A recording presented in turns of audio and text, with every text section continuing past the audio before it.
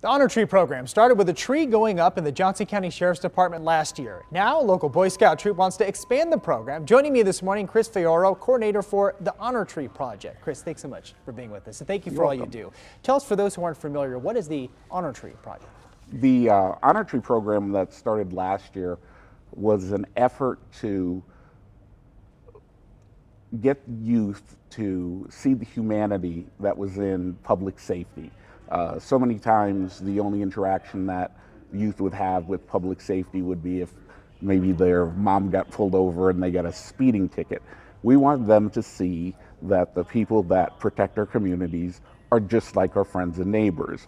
So to do that, we had them go to the Johnson County Sheriff's Department, set up a tree, and they inscribed ornaments with the names of all of the law enforcement officers who lost their lives in 2018 and placed them on the tree as a memorial.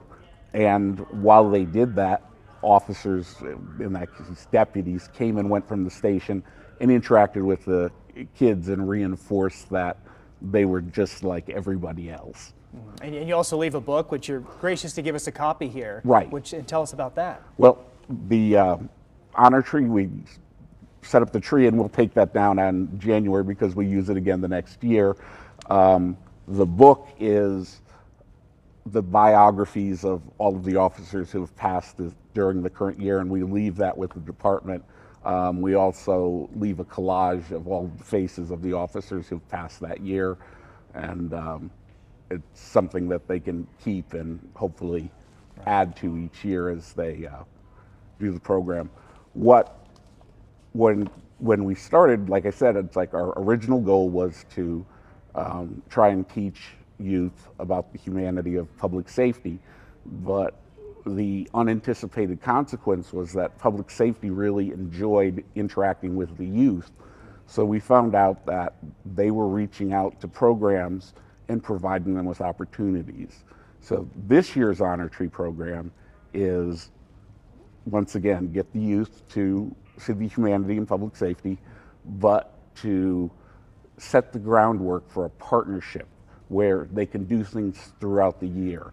There are training opportunities that law enforcement have that youth can participate in. There are things that they can observe. There are things that law enforcement can teach youth.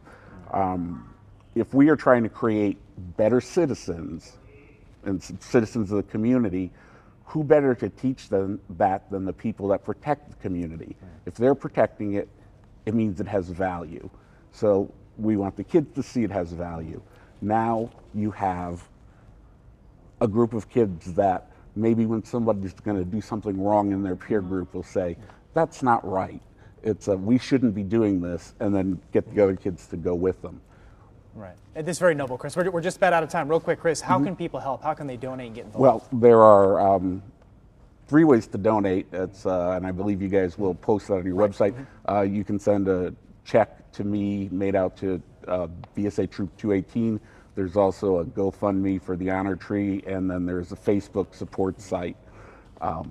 The one thing that I wanted to say beyond this is we started with law enforcement, but in 2020 we are expanding to police and EMS.